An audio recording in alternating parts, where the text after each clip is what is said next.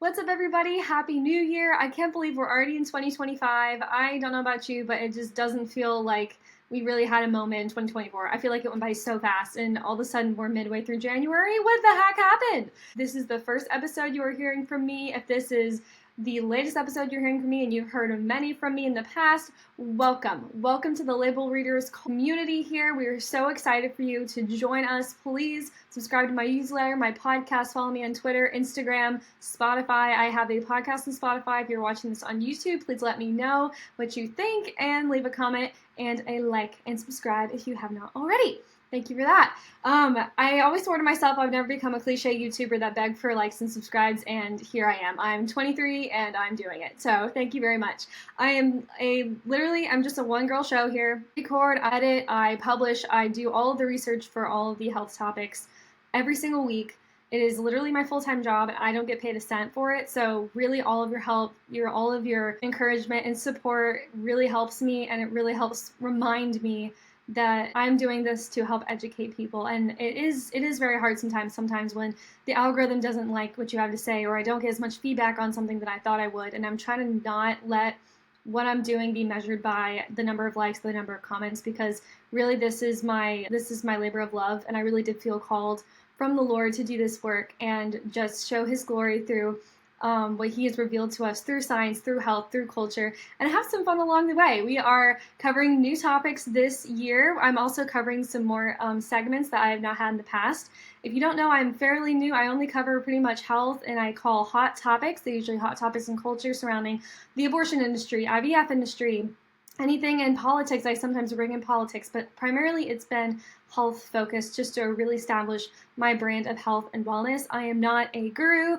I am not someone that has a PhD in health. I am not a doctor, but I do have a degree in public health education. But guess what? You don't need a degree to know anything about your body or to know anything about health. Literally, all you need to do is do your research. But guess what? If you don't want to do that, that's okay. I did it for you. I'm here to help make health easy to understand for anyone. I'm here to empower you that anyone can understand their body, anyone can understand their health. So if you go to the doctor's office, if you don't go to the doctor and you're like, screw that, I'm not going to the doctor, I just want to do my own herbal remedies at home, I got you. I'm where you start. I'm where you jump in at any point in this game. If you are half crunchy, half silky, if you are, completely on the other end where you have eaten Doritos and processed food your entire life and you're like, I don't even know why this came up in my algorithm, just wait, hear me out, stick with me. I am especially passionate about women's menstrual cycles and reproductive health, but I'm also here for the men too. I will be going over some of my favorite soapboxes, which include men's fertility and fertility in general, IVF, embryology, gestation, and more. We will be having a multi-part series coming soon that I'm so excited about. I'm talking all about just the 3 different trimesters of embryology and the gestational period.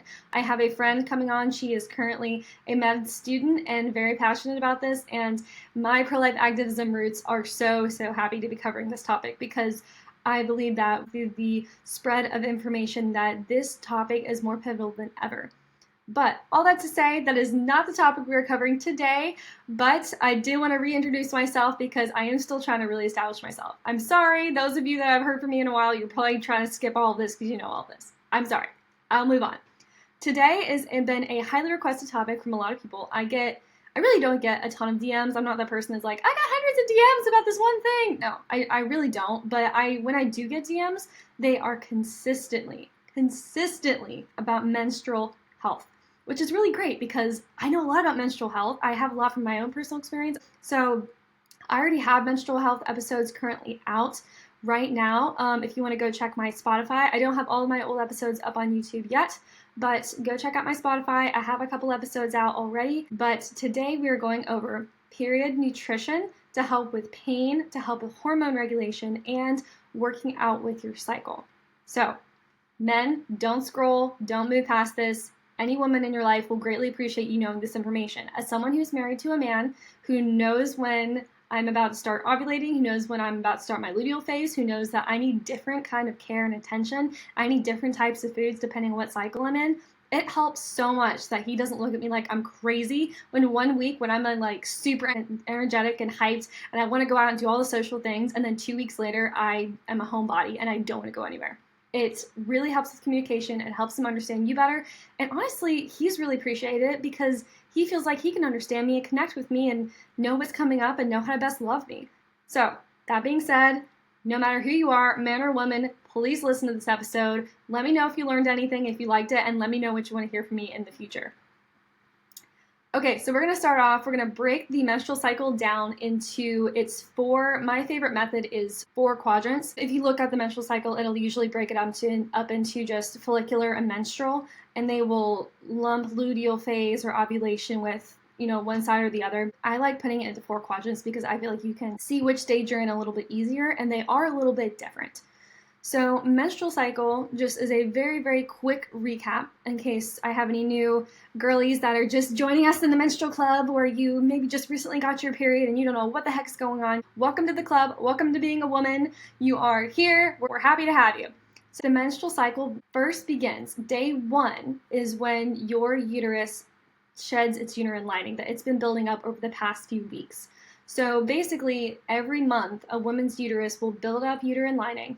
That puts it with blood vessels, the hormones will spike up, they'll really just basically prepare this, if you will, nest for the baby, for it to grow in, just in case when ovulation happens, the woman gets pregnant and they already have this nest that's ready for the egg. If that doesn't happen, which, statistically it won't, because women have thousands and thousands and thousands of eggs because you release one every month. So the woman doesn't get pregnant. The menstrual cycle begins once it realizes, hey, we're not pregnant, we're going to shed out this uterine lining. I like to think of it as basically the uterus is angry because it really wants a baby and the baby didn't happen. So it's like, fine, I'm just going to tear everything down. So she just is going in there and just tearing the entire thing down. I feel like they can make a whole Inside Out movie, sidebar, on this and make it really fun to learn, but I don't have the animation skills for that. But somebody should do that. Anyway. Uterine lining is shed. That's where some of the cramping comes from, because the muscle cramps are cramping out the uterine lining. Some of that comes with just extra hormones that are out of whack. You're a little bit more moody, releasing all this blood, all this lining. Some people get blood clots. A side point, if you do have blood clots that you're releasing and they're bigger than a quarter, absolutely tell your doctor that is not good. You kind of want to be making sure that if you have a steady, even if your flow is already kind of heavy, if you're having consistent blood clots over bigger than a quarter, then let somebody know. Just side point. All the guys are like, I can't listen to this anymore. This is disgusting. All right. So anyway, once that is over, then your body starts the process back over again. So that happens over a period of about approximately 7 days. Most women don't fall in the 28-day cycle. That's typically the standard menstrual cycle. TMI, I am usually around 31 to 33 days. And I'm pretty regular, but it can depend on the day, depend on the month of when I'll start. So anyway, once that happens, follicular stage begins, and that's when all the hormones go up. This one is my favorite stage. If you had to have a favorite, it's my favorite, because you're your most energetic, you're your most sociable, you are very with it. Your mental alertness is just very sharp. Like if you work and you're in this office setting, you will pick up on things faster. You are a brainstormer. You feel motivated to do things. You will have energy. That's when you can do more higher intense workouts. I'll get to that in a little bit. But basically, this is when your energy is just up because your body is recovering from having all those hormones just drop. The next stage after this is ovulation. So your body is feeling prepped, you're feeling great, you're really energetic and motivated, and all of a sudden you're like, wow, I kind of want something really specific right now. I kind of want to have sex. So your body is gearing itself up for, hey, we're about to release the egg. We need to get that. So sorry, just biology. I'm not trying to be crass, but it's how we all got here. It's how humanity has worked since the beginning. That is what's going on. Your body is naturally made and created to desire this, is to desire intimacy with someone else. You were literally created for sex. You were created to create more human beings, women specifically. I think that is beautiful. I think that is a gift. Your hormones start to go back up, your progesterone and estrogen rises a lot, you are really getting into it, and your face shape changes a little bit, you become more attractive visually, and you also release different smelling pheromones that you can't smell, and men can't consciously smell, but they actually do smell, because you are more attracted to men in that week, which is really interesting to me. This is supposed to be a very brief recap, and it's turning into not so brief recap. After ovulation, we move into the luteal phase. Everything is calming down. So I had about a week and a half, approximately 2 weeks to be really excited and energetically motivated. Now your body's like, okay, we need to slow down. We need to prepare for this. If there was a conception that occurred, then that egg will move down into the uterus and attach itself. And you might see occasional spotting, bleeding before your period. That's one of the very early signs of pregnancy you can see, but it's not every woman has it. Not every woman notices it. If you didn't have a conception happen, then really your luteal phase will not look any different than if you are pregnant. Really, you will only tell the difference once your menstrual cycle starts or if it doesn't. So you basically will start calming down with your luteal phase. You'll feel a lot more withdrawn. You'll feel a lot more like, I'd rather cuddle than go out and date. I'd rather, stay in and watch a movie or read a book or have a nice hot bath than, go for a run. I'd rather do Pilates than do a kickbox workout. So I'm here to tell you that that's okay, and I'm here to tell you that that's what you should do. You should be listening to your body. Don't try and stay with something so hardcore and consistent. Consistency is good for a certain degree, but to be honest with you, it's not good for your body to push it if that's not where you are hormonally. Men are different. Men's workouts are built for men. Men don't have the cyclical hormone cycle that we do. We are actually very well regulated, and as often men like to say that we are the ones that are just all over the place roller coasters, they actually are more all over the place roller coasters. With testosterone, that goes up and down all the time. Men have erections at random points of the day. Their testosterone goes up and down. Women, we're like, all right, I'm in this week, I'm feeling this way, this is how my hormones are. I'm in this week, I'm this way, this is how my hormones are. And if your hormones are fairly balanced, that's how it should be, because that's how you were made to be, which is just phenomenal. So once your luteal cycle slows down, your body realizes, hey, we're not pregnant, let's get this lining out of here. Thus, menstrual cycle begins, and the cycle continues and starts over again. So that has been your brief, not so brief recap of the menstrual cycle for those of you that did not know or didn't know the 4-quadrant method and were just taught something else. I'm not saying this method is better than anything else, but it's my favorite, and it's the easiest for me to tell where I'm at when I think of it in that way. Sidebar for some people that have been DMing me questions, yes, absolutely, you should be tracking your cycle. I don't know why any woman would not. That scares me. That kind of feels like not tracking your cycle to me feels like driving on a road trip without a roadmap. You don't know where you're going. You don't know where you're going to be going next. You don't know where the turn is, where the turn off is. It could be the next turn. It could be 2 weeks from now. You don't know, or 2 miles from now. You don't know when. With a cycle app, if you're fairly regular, which if you're not, then you should be seeking help to balance out your hormones for that. But you should be menstruating every month, period. You should be menstruating every single month. And you should be having each of these cycles. And the more balanced your hormones are, the easier it will be to tell where in the cycle you are.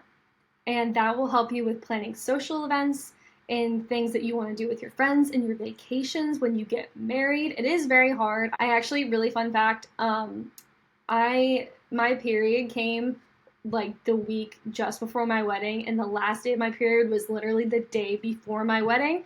And that was because I planned it out like over a year in advance. So I had no idea. I like approximated, but my cycle fluctuated just enough that it came a little bit late because I was starting to get stressed about my wedding. So I was a couple days later, but I didn't know or I was going to be menstruating a year and a half beforehand. I kind of knew, but I wasn't sure because, sometimes stress can cause it to change a day or two, which can cause everything to move down a day or two. And you don't know when it's going to change in the future. But that is a long distance away. If you were looking at it for just, hey, when do you want to get coffee? And you look at it and you go, oh, well, she said she wants to meet on the 14th, but apparently I'm going to be on day 3 of my menstrual cycle. So let's not do it then because I'm going to be bleeding and cramping. And the last thing you want to do when you're on day 3 is go out in public wearing skinny jeans when you're bloated and you're tired. And the only thing you want to do is stay in your sweatpants and eat ice cream. You're not going to want to go out. Don't do that to yourself.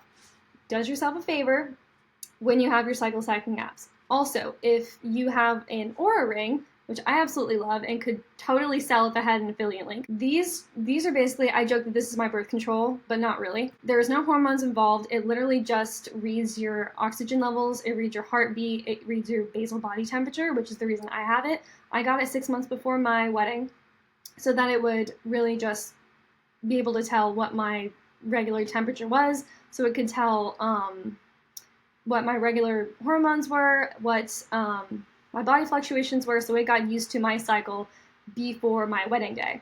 so that I could predict easier when I was ovulating and I could plan better for that. If you have an Oura ring, then hook that baby up, because this hooks up to, I use Natural Cycles and Flow. I use 2 apps just because I'm an overachiever and I like to have a second opinion, because sometimes it's kind of funny, like one of them will predict that I'll start a couple days later than a different one, so I kind of like to see which one is more accurate.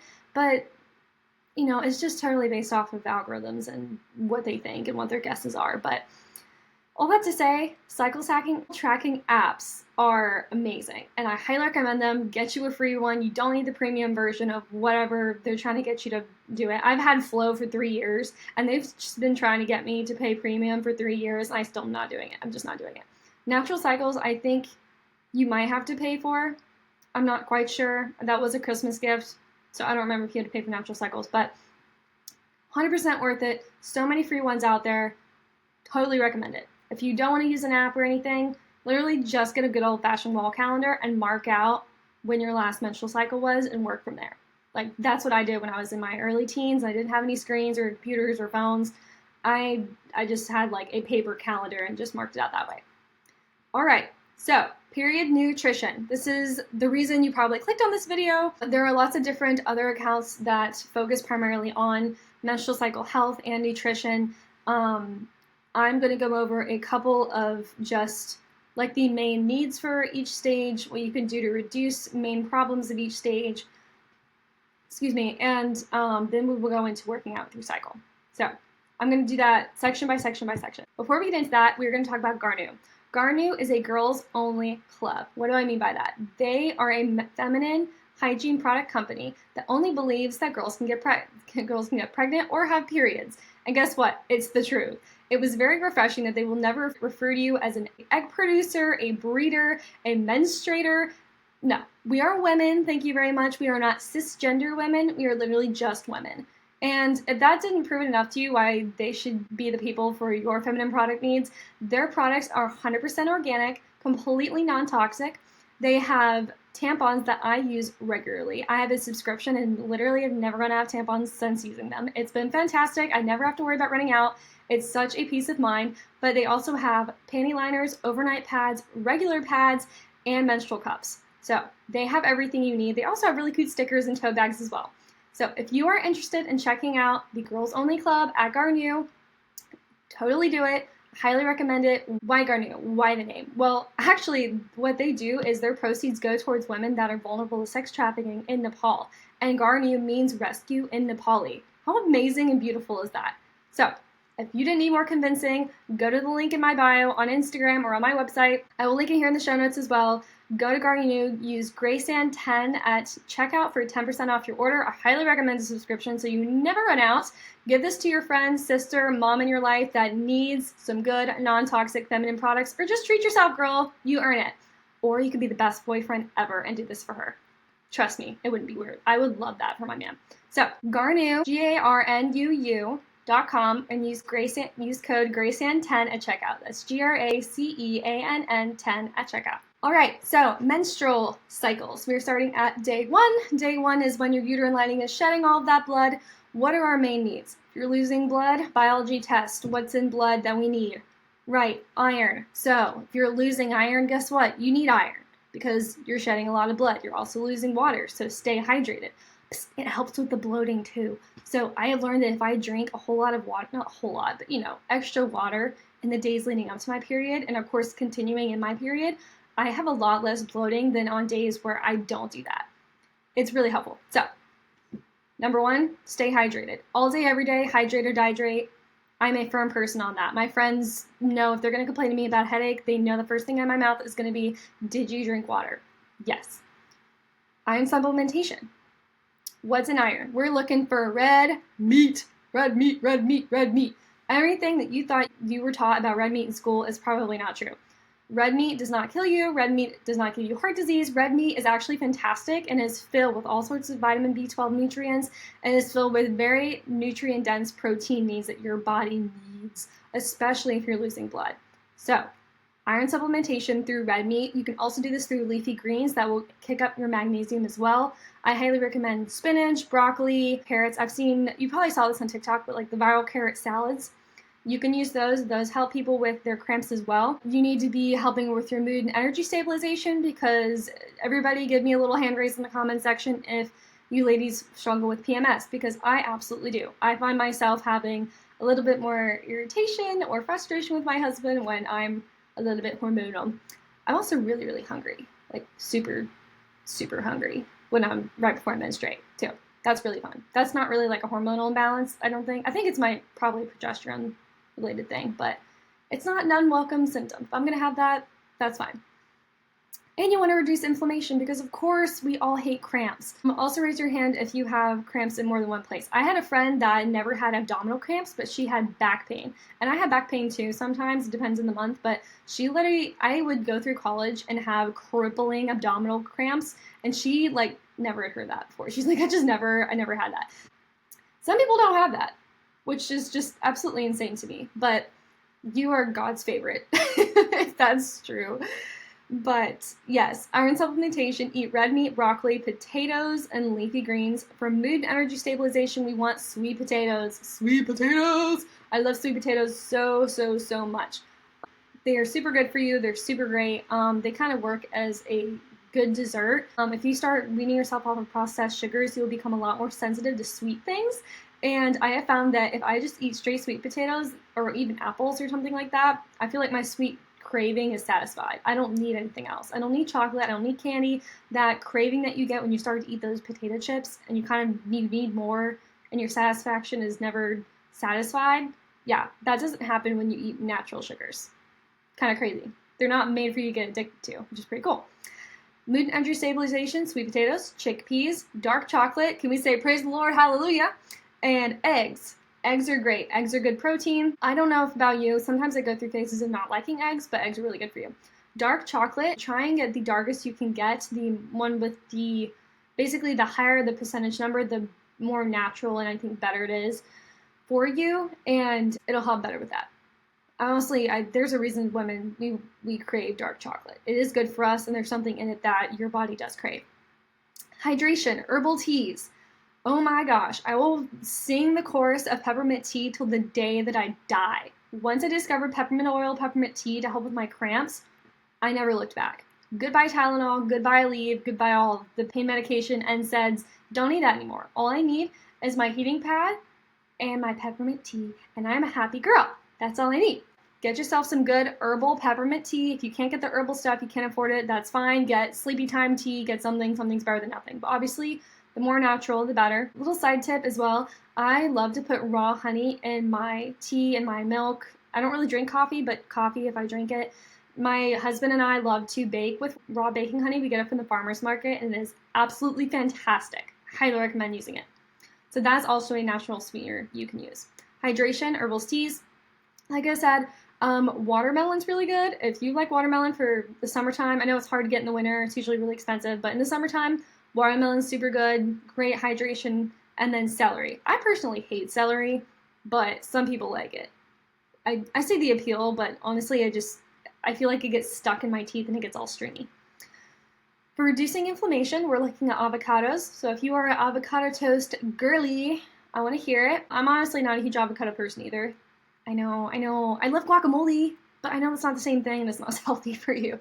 But avocados are good for you. Salmon, those omega-3s. You need to make sure that you're getting some good omega-3s in your life. Fish, specifically salmon is really good for you. Cod can be pretty good for you. Mahi. But yes, I am a sucker for shrimp. I know there's not the healthiest for you, but I love shrimp. Salmon specifically is good for reducing inflammation. Flaxseed and seaweed. Have you seen those where seaweed comes in like the little dried break off things and they're kind of like little snacks? I saw those in middle school. This little girl brought me to school and she had them in this little plastic tub. And they were just like these sheets of just dried seaweed, and they tasted surprisingly good. I was freaking out about it. I'm like, this is like something from SpongeBob. I don't want to eat this, but it was good. I liked it. Workouts for menstrual cycle. What are we thinking? Probably a lot of you are laughing at me because you're like, I'm not doing a workout while I'm menstruating. I hear you. I honestly don't do it every month either.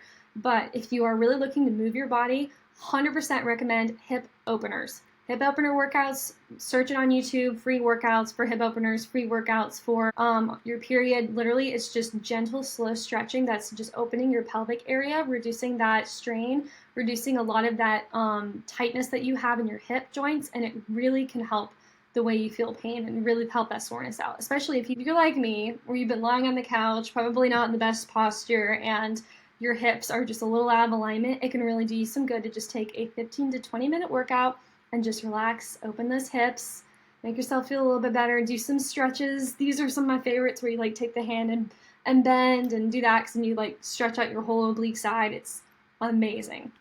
If you don't feel up to that, totally fine. Not going to pressure any girl to do that, especially if you're in a ton of pain. Just relax. It's okay.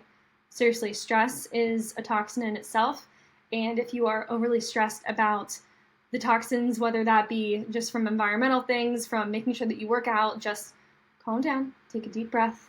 It's okay. It's not going to kill you. Your body just needs to rest. So if you want to do a little bit of hand weights just because you feel like it, and you don't want to do much with your body and your heart rate, and you just want to do arm stuff, go for it. Knock yourself out. Do it.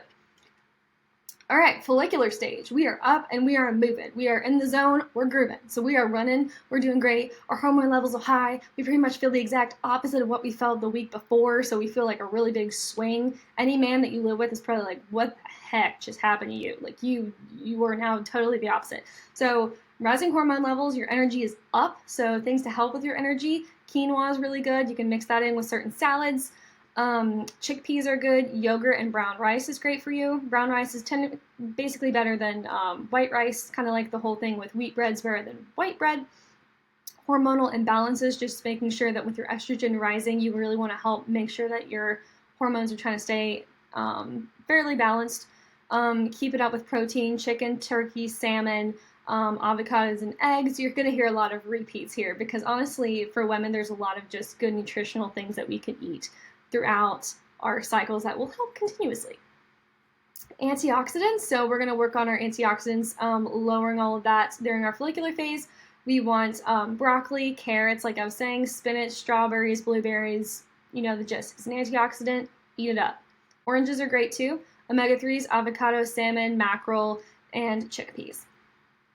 Follicular, what are we doing for a workout phase? Okay, you want to start building up that muscle. You are tired from sitting and crashing all day. You are ready to get your heart rate flowing. I recommend going for a nice walk. If you want to maybe move your heart a little bit more, I recommend going for maybe a jog, mixing it up a little bit more. I love to do dance workouts. MK Fit, she's on YouTube. They're totally free.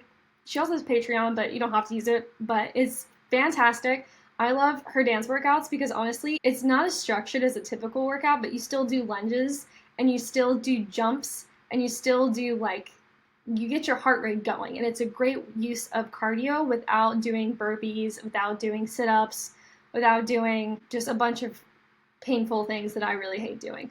I find that it's very fun and I try and make my workouts very fun. So during my follicular phase and usually ovulation as well, I will do HIIT workouts with her, dance workouts, and sometimes I'll do Pilates. I typically do Pilates in my luteal phase as well when I start to slow down, but Pilates, slow, low intensity workouts have been shown to be better for women. So if you are a bar lifting girly, that's great, but just work your way up to that obviously with any workout.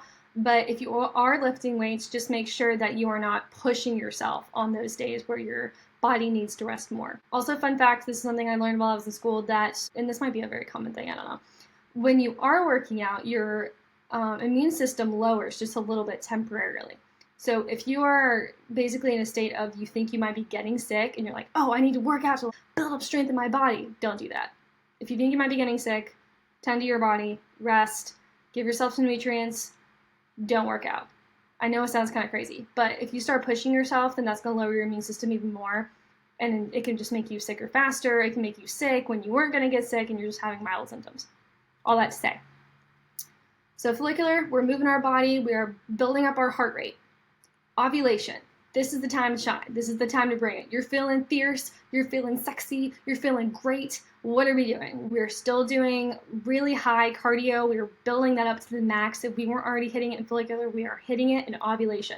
So we're doing CrossFit, kickboxing, HIIT, anything you want to do. Basically, anything's on the table. Lots of women go running. Lots of women do kickboxing. I personally hate kickboxing. Tried to get into it, wasn't my thing.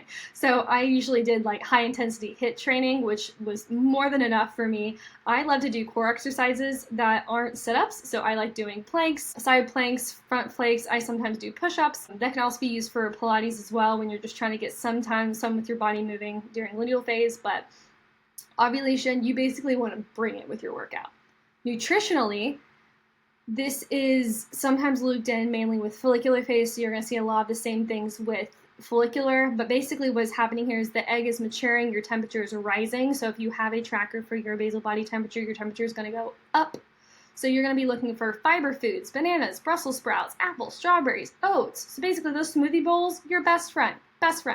Hormone detox foods, cruciferous vegetables. What are those? Those are broccoli, kale, arugula, bok choy. If you don't know what bok choy is, that is like basically an Asian lettuce. You can find it at Kroger. It's kind of like long. I think they even have an emoji for it, actually. Antioxidants, so mango, watermelon, carrots, red pepper, citrus, sweet potatoes. Sweet potato is your best friend. It's just great.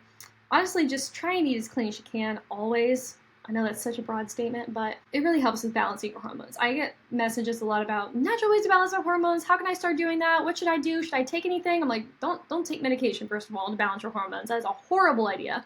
Do not do that, ever. Second of all, if you're going to look to balance your hormones, start with what you're eating. How much processed sugars are you eating? How much carbs are you eating? Because guess what? When you eat carbs, those are processed in your body as sugars.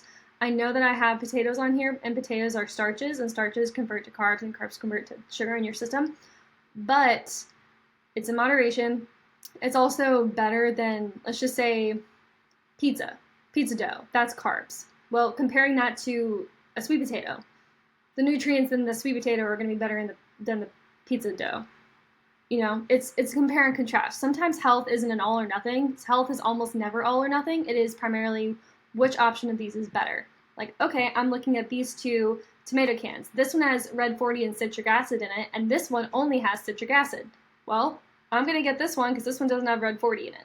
That's literally how I do my grocery shopping. If I can't get it purely the way that it's supposed to be, purely clean, completely organic, all the ingredients that I love and absolutely nothing I hate, then I have to sit down. I never sit, I just stand. I'm just standing there, and all these carts and people are going around me, and I'm just looking at the labels going, okay, which one of these is better? That's what we're doing. That's what we're doing at the grocery store, because guess what? We are a culture of label readers. That's right. Luteal phase, we are now moving into the slow section. So we have done kickboxing, we've done HIIT, we're working out, we're doing it, we're feeling great, we're feeling awesome, feeling sexy, and then suddenly everything is slowing down and you're a little less motivated to get out of bed and you're feeling, a little less focused and you're a little bit more withdrawn, and instead of being social, you're feeling more secluded, and you introverts are like, this is my life, this is every day of my life. But anyway, you just feel very cozy, and you don't feel as depressed, but sometimes you can be a little bit more self-critical. I personally am very self-critical during my luteal phase. I cry about a lot of things. I will cry when my husband, I'm going to regret saying this, I cry when my husband leaves for work during my luteal phase. And it's kind of funny to think about when it's not in the moment, because it's not any different than any other day when he leaves to go to work. But when I'm on my luteal phase, it's like he's leaving for war and I'm just in tears and I can't handle it. So that's one of the ways that if I can't tell that I'm in a new phase of my menstrual cycle, that's when I start to tell. If I start to tear up when he leaves for work. Luteal phase, your main needs are rising and peaking progesterone, supporting mood, and hormonal imbalance. So what do you want for this? Nutritionally, you want omega-3s, so chia seeds, mackerel, salmon, seaweed. You want antioxidants, broccoli, carrots, apples, dark chocolate, and blueberries. Strawberries as well are great antioxidants. Hormonal imbalance, spinach, avocados, nuts, and olive oil. Energy levels, you want to keep it that brown rice, quinoa, lentils, chickpeas. And you want to start prepping up on your red meat specifically, especially since menstrual cycle is coming the next week. If you are like me, ladies, and you are a wife, even if you're just living alone, you meal plan, it's nice that I'm in charge of my meals, of our meals every week, because I know what stage I'm going to be in. So if I know that I need extra red meat, then guess what? I'm going to order more red meat for that next week. If I think, oh, I should get more chicken for this week because I need to balance out more hormones, guess what? I'm going to buy more chicken. That's what I'm going to do. It's great. It's wonderful. It's a great freedom to meal plan. And that is another thing. when people ask me how to best balance my hormones, where should I start, what should I do to live a non-tox life, guess what? Cook at home. Cook at home. There are recipes all over the internet that are free that will teach you how to do things. If you don't know how to turn on an oven, you can go to YouTube and they will tell you how to turn on an oven. Okay? You can do this. There is no excuse anymore to not know how to cook. Now, there is a whole generation of women that just weren't taught how to cook, which is absolutely a travesty, because now you're having women that are getting married and they're like, I don't even know how to cook for my family. This is awful. I know sometimes you can have a balance where he prefers to cook more, and that's fine. I'm not saying anything against that, but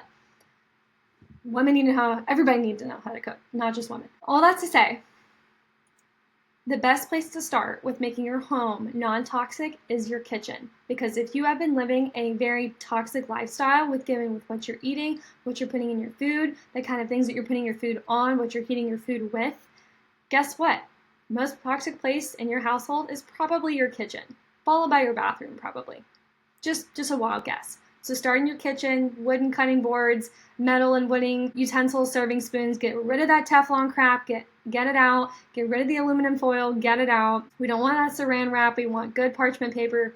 We don't want any of those Dawn soaps. We want the healthy, dye-free soap. We want all of that. So don't use the microwave. Get a toaster oven. We love our toaster oven. Literally so much better than microwave. We love it. All that to say, you can do it. If I can do it, you can do it. And that is literally just my message. I'm not living perfection. Nobody's living perfection, guys. Nobody is. No matter how much they try and convince you, nobody's living perfection. And nobody's living this completely non-toxic life.